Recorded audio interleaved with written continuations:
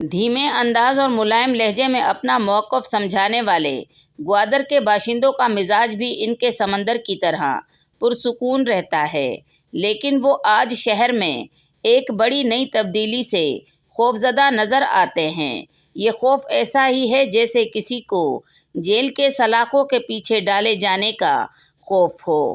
بلوچستان کی حکومت ان دنوں گوادر کے زمینی راستوں کو ملک کی سرحدی علاقوں کی طرح باڑ لگا کر محفوظ بنانے کے منصوبے پر عمل پیرا ہے۔ تاہم اس کے باعث گوادر کے رہائشی مستقبل میں اپنی پناہ گاہوں کو جیل جیسا ہی تصور کرنے لگے ہیں۔ بسم اللہ الرحمن الرحیم۔ السلام علیکم دوستو، باڑ تو کئی مہینوں بلکہ سالوں سے لگی ہے۔ اب تو اسے رسماً لگانے کا عمل شروع کیا گیا ہے۔ شہر میں پہلے سے ناکے اور چیک پوسٹ لگے ہیں، جہاں سے ہر بار گزرنے پر آپ کو وجہ بتانا پڑتا ہے۔ اب مسئلہ گوادر کی شناخت کا رہ جاتا ہے۔ کیا یہ واقعی صوبے کا حصہ ہے یا اسے وفاق کنٹرول کرتا ہے؟ وہاں کے رہائشی باڑ کے منصوبے کو گوادر کے شہریوں کو احساس غلامی دلانا قرار دیتے ہوئے کہتے ہیں کہ یہ باڑ نہیں بلکہ لوگوں کی تقسیم کا وہ عمل ہے جس کی ابتدا کر دی گئی ہے۔ سی پیک کے نام پر گوادر کی عوام اور ماہی گیروں کے حقوق تلف کرنے کا عمل جاری ہے اور لوگوں کو ان کی بنیادی حقوق سے محروم رکھا جا رہا ہے۔ لوگوں کا مزید کہنا تھا کہ اس کے پیچھے بہت بڑا راز ہے۔ علاقے میں چین کا تحفظ کرنے اور اسے اپنی نگرانی میں لینے کی کوشش کی جا رہی ہے۔ گوادر میں باڑ لگانے کے عمل کو سیاسی جماعتوں کے رہنما بھی تنقید کا نشانہ بنا رہے ہیں۔ بلوچستان نیشنل پارٹی کے سربراہ سردار اختر مینگل نے ایک ٹویٹ میں کہا کہ گوادر میں باڑ لگائی جا رہی ہے تاکہ کوئی شہری اندر نہ آ سکے۔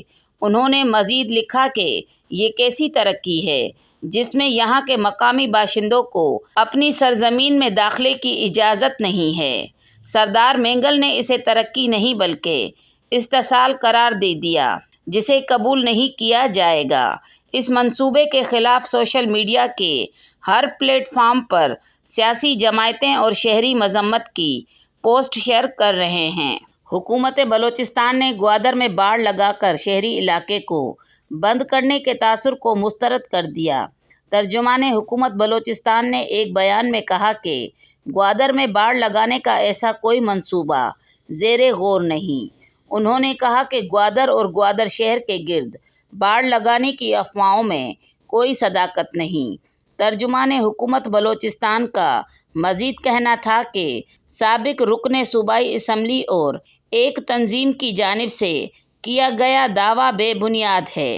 دوستو، واضح رہے کہ گوادر شہر میں حالیہ ہفتوں میں امن و امان کی صورتحال خراب ہوئی ہے۔ رواں سال اپریل میں گوادر میں نامعلوم مسلح افراد نے پاکستان کی فوج کی بم ڈسپوزل ٹیم پر حملہ کیا، جس میں 2 اہلکار ہلاک اور 4 اہلکار زخمی ہوئے تھے۔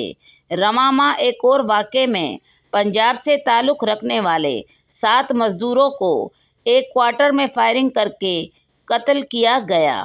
دوستوں، آج کی ویڈیو آپ کو پسند آئے تو لائک کریں، شیئر کریں اور سبسکرائب کریں۔